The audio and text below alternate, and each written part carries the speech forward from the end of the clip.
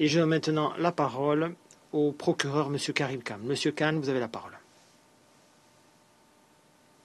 Monsieur le Président, Mesdames et Messieurs les délégués, merci beaucoup de m'avoir donné la possibilité et de me faire l'honneur d'informer le Conseil de sécurité une fois de plus aujourd'hui. Je voudrais commencer par remercier sincèrement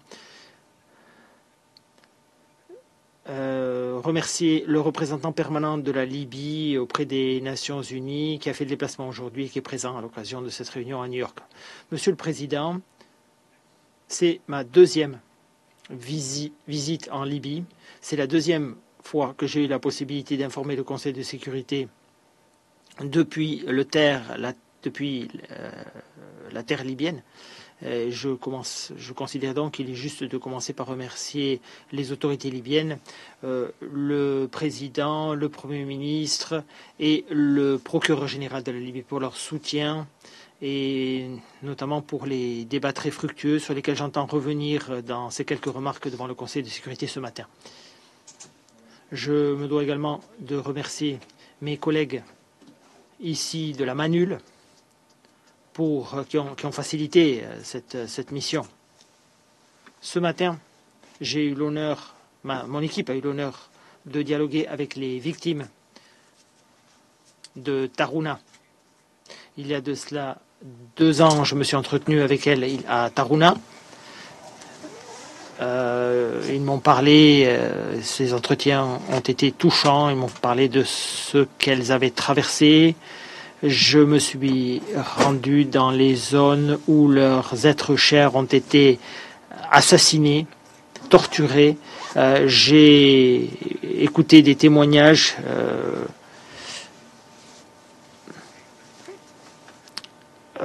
d'actes particulièrement cruels. Je me suis rendu dans des lieux où des corps ont tout simplement été abandonnés sans vie, dans des fosses communes. Et aujourd'hui, à nouveau, j'ai entendu des mères et des pères de ces victimes ce qu'ils m'avaient dit la dernière fois, à savoir que chaque famille à Tarhouna a une victime. Toutes les personnes avec lesquelles je me suis entretenu ont été sincères et ils ont, avec beaucoup de dignité, m'ont fait part de leurs douleurs et de leurs attentes vis-à-vis de la Cour pénale internationale, vis-à-vis du Conseil, vis-à-vis de la Libye elle-même.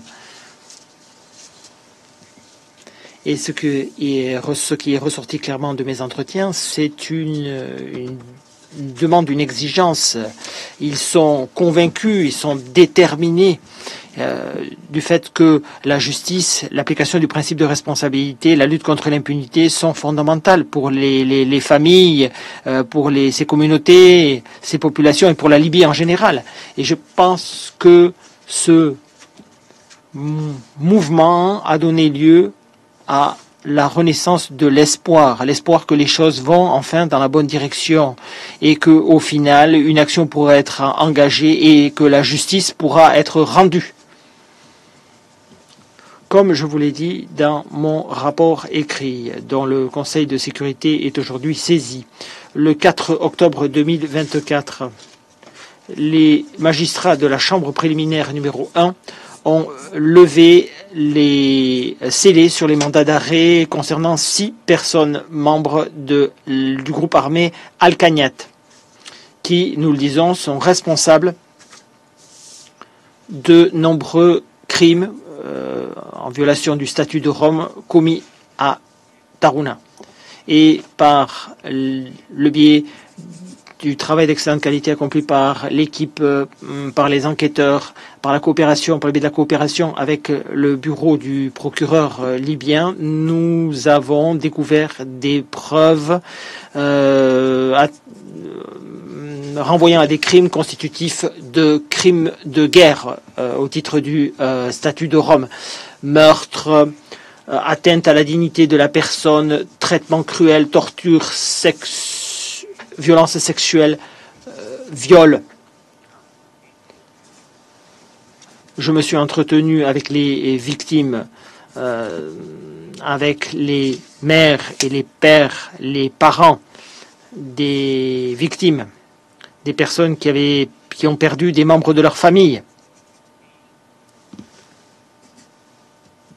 nous avons pu constater non seulement la détermination dont je vous parlais tout à l'heure, la demande qui m'a été faite, l'exigence presque, cette demande d'utiliser le micro, cette plateforme, cette tribune pour m'exprimer en leur nom et pas en mon nom personnel, pour vous demander, pour vous transmettre leur message, à savoir qu'ils sont heureux de la délivrance de ces mandats d'arrêt, mais ce qu'ils exigent, ce qu'ils demandent, c'est ils demandent votre aide pour que vous aidiez à procéder à l'arrestation de ces individus et de manière à ce que ensuite ces personnes puissent être jugées et qu'ils puissent eux-mêmes participer à ces procès, pour qu'ils puissent témoigner et parler des violations dont ils ont été victimes, dont ont été victimes les membres de leur famille qui sont encore portés disparus,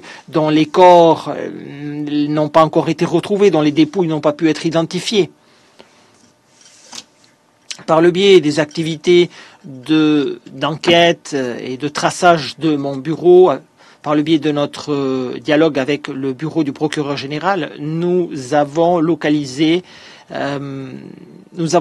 certains individus qui font l'objet d'un mandat d'arrêt. Nous savons où ces personnes se trouvent. Je répète, nous savons où ces personnes se trouvent. Ce dont nous avons besoin, c'est d'ailleurs le dernier espoir des victimes. Ce dont nous avons besoin, c'est que vous veillez à ce que les mandats d'arrêt qui ont été délivrés par la chambre préliminaire numéro 1 puissent être délivrés et ces personnes puissent être arrêtées et jugées. Je suis prêt en ce qui me concerne à travailler avec tous les acteurs, avec le gouvernement de la Libye, avec les populations, les communautés, avec le sud, le nord, l'est, l'ouest de la Libye, avec les membres du Conseil, avec les États partis, les États non partis, travailler pour apporter une réponse aux attentes des victimes. Je pense qu'il y a, malgré l'obscurité, une lueur d'espoir pour les populations de Tarhouna. Et par le biais de cette visite qui n'a duré que 2 jours, je pense que nous avons pu voir émerger une nouvelle ère pour ce qui est des progrès réalisables. Des progrès qui peuvent être durables et concrets. Et sur la base des pistes ou des axes d'enquête, nous avançons également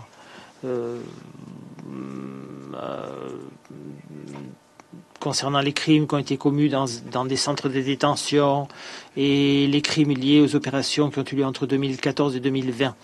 Je peux confirmer au Conseil que dans le prochain rapport qui vous sera soumis, il y aura davantage de demandes de mandats d'arrêt.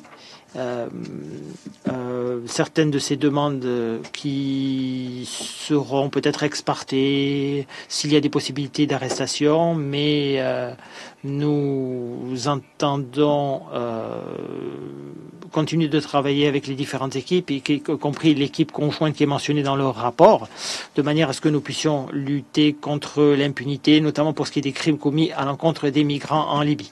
Et je peux vous confirmer que pour ce qui est de la feuille de route que je vous ai présentée lors de ma dernière intervention devant vous, nous sommes dans les temps. L'objectif de cette feuille de route a pour but de mener à bien la phase enquête par mon bureau d'ici la fin de l'année 2025. Alors je suis conscient du fait que c'est un objectif ambitieux. Je pense cependant que c'est un objectif qui est réalisable. Il est clair que ceci ne pourra pas se faire sans la collaboration de la Libye.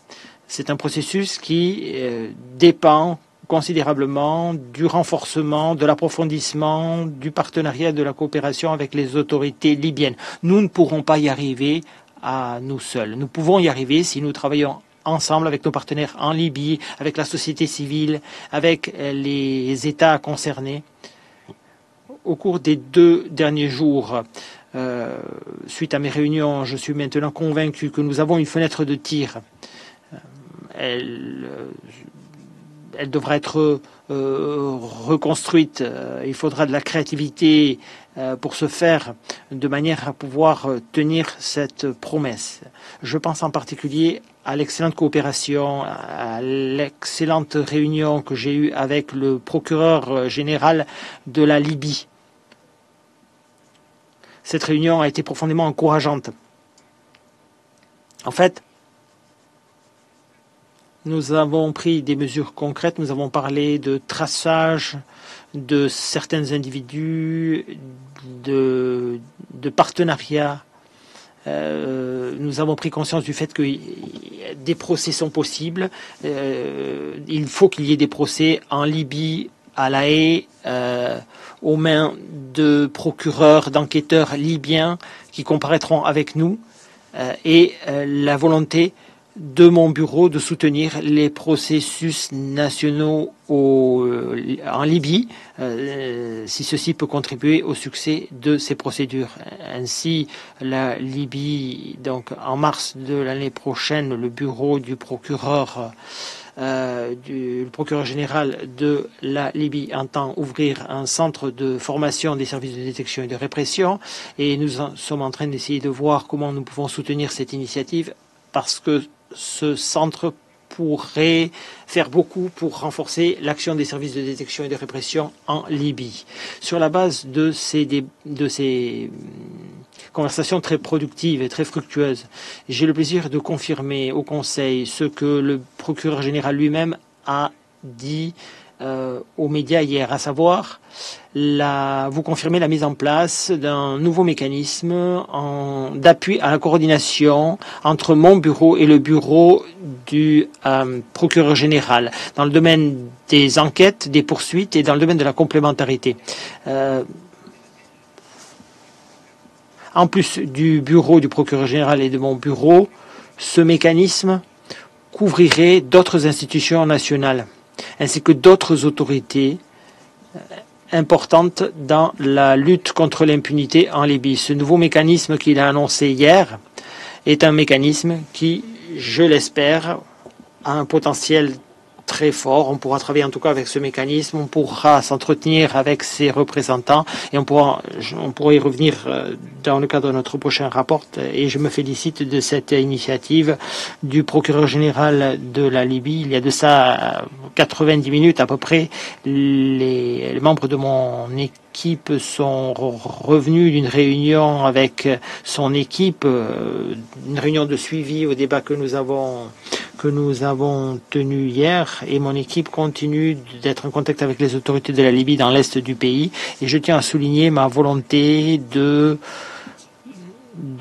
me rendre à nouveau dans l'est de la Libye lors de ma prochaine visite en Libye. Hier, comme je l'ai dit, je me suis entretenu avec le président. C'est la première fois que je me suis entretenu avec le Premier ministre de la Libye. Ces réunions ont été très fructueuses et positives. J'ai vraiment senti une volonté de travailler différemment, d'avancer, une nouvelle dynamique. Et le président a nommé un nouvel ambassadeur de la Libye auprès du Royaume des Pays-Bas. Des visas nous ont été délivrés. Il y a eu donc une plus grande réactivité à nos demandes de coopération et d'assistance par les membres de mon équipe. Je pense que, en fait, ce qui a été compris, c'est que les procès qui sont engagés à La Haye sont le fruit d'un partenariat. Ils doivent être considérés comme une entreprise commune qui témoigne de la volonté de la Libye de travailler au service de son peuple, qui reflète sa volonté de travailler avec les hommes et les femmes de mon équipe, de mon bureau, et reflète également la volonté de mon bureau de travailler et de servir le peuple de la Libye et de travailler avec les autorités de la Libye. cette idée que ceci doit être considéré comme un succès commun qui témoigne et démontre le courage de la Libye, la résilience des Libyens et leur volonté d'aller vers un avenir plus brillant. Si ceci ressort plus clairement dans les discours qui sont maintenus par les différents acteurs, ceci sera très positif. Il viendra s'ajouter aux réunions d'excellente qualité que j'ai tenues avec les représentants de haut niveau et en plus des entretiens que j'ai maintenus avec les victimes, les familles de Atahuna. L'équipe a fait un travail formidable.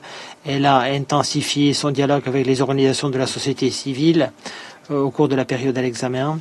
Au cours de la dernière période à l'examen, mon équipe s'est entretenue avec plus de 70 organisations de la société civile libyenne, avec des défendeurs des droits humains pour parler de leur travail, de leurs attentes et pour veiller à ce que ceux-ci sont pleinement impliqués dans nos débats. Et nous entendons veiller à continuer de communiquer avec eux. De nouveaux processus ont également été mis en place. L'équipe Libye a mis en place un nouveau mécanisme de dialogue avec les organisations de la société civile tous les trimestres. La première consultation a eu lieu au mois de septembre sous la direction du procureur adjoint Nazat Shamin Khan. Donc au mois de septembre, comme je l'ai dit, son équipe et le procureur adjoint se sont entretenus avec nos partenaires de la société civile pour voir un petit peu pour échanger quant à ce que nous faisons, comment nous pouvons travailler ensemble. Et en plus de ce que je viens de dire, je tiens à rappeler l'annonce qui a été faite dans le document politique que nous avons présenté concernant la politique de complémentarité de coopération qui a été présentée au mois d'avril de cette année. Et nous avons ainsi présenté une nouvelle plateforme de dialogue structuré qui a été lancée. Elle a déjà commencé à travailler. Et en fait, la semaine dernière, il y a eu un dialogue entre les acteurs de la société civile et le bureau du procureur qui a eu lieu à La Haye. On a eu donc ce dialogue structuré. Certaines de nos partenaires et certaines des organisations de la société civile ont été quelque peu préoccupés par le passage à la phase des enquêtes, une certaine trépidation, certaines inquiétudes.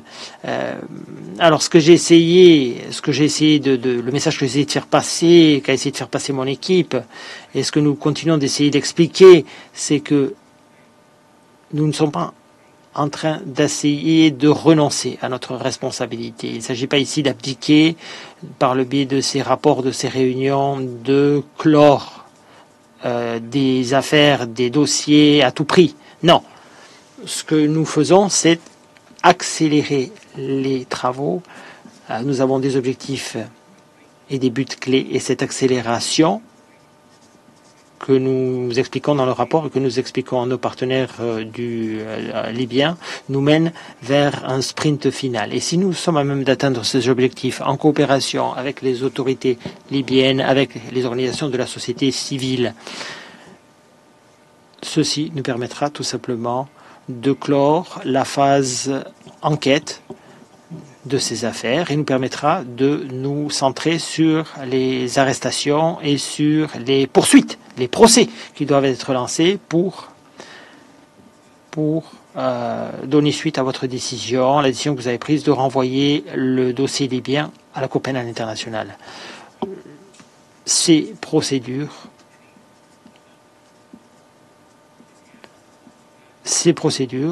seront l'occasion pour les victimes, la Libye, de lutter contre l'impunité, de favoriser l'application du principe de responsabilité.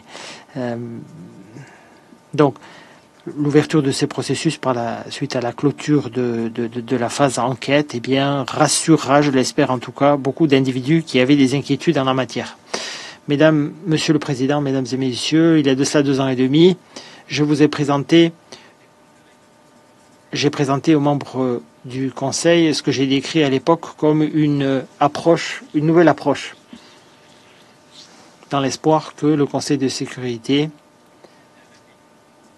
et que ce renvoi de la question de la Libye au CPI ne soit pas considéré comme une histoire sans fin, mais que par le biais de la collaboration, on puisse donner voix à ceux qui ont été marginalisés, qui, dans leur région, dont les droits étaient oubliés, dont on a ouvert la souffrance. Il y a de ça 6 mois, je vous ai donc présenté une feuille de route concernant la fin de la phase enquête de ces procédures. Je pense que par le biais de ces activités, je pense que ces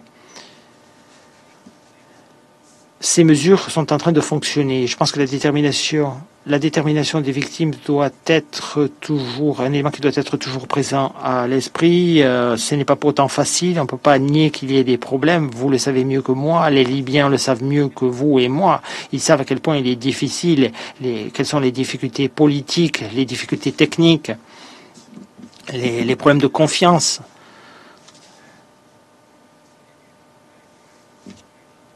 Qui sont présentes dans les différentes strates de la société libyenne et qui marquent également les relations entre la Libye et les organisations internationales comme la Cour pénale internationale.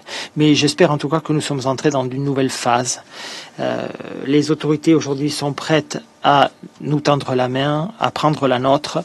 Nous avons tenu ces débats de manière à trouver des solutions, de nouvelles solutions à un problème qui existe depuis au moins 13 ans. Parce que comme vous le savez, c'est le 28e rapport que je vous présente. La vérité, c'est que même s'il y a de nouvelles demandes de mandat d'arrêt à Taroun, les Libyens savent du nord, du sud, de l'est et de l'ouest savent qu'il y a trop de Tarouna en Libye. Il y a trop de familles qui ont été brisées, qui ont souffert, qui pleurent, qui ont le sentiment d'être invisibles et qui veulent que justice leur soit rendue. Mais je pense que si nous travaillons ensemble, si nous travaillons mieux ensemble, si nous communiquons également mieux, nous parlons, si nous dialoguons franchement et dans le respect, je suis convaincu qu'il y aura davantage d'espace pour la justice, pour l'application du principe de responsabilité. Ceci permettra de donner davantage de place pour la paix et la réconciliation. Et je l'espère, si Dieu le veut en tout cas, je l'espère, aura l'avantage de donner justice à la décision que vous avez prise, ou de faire justice à la décision que vous avez prise il y a de cela 13 ans d'utiliser le chapitre 7 de la Charte des Nations Unies pour renvoyer la situation de la Libye ou en Libye à mon bureau. Je vous remercie de m'avoir donné la possibilité de vous informer une fois de plus. Merci.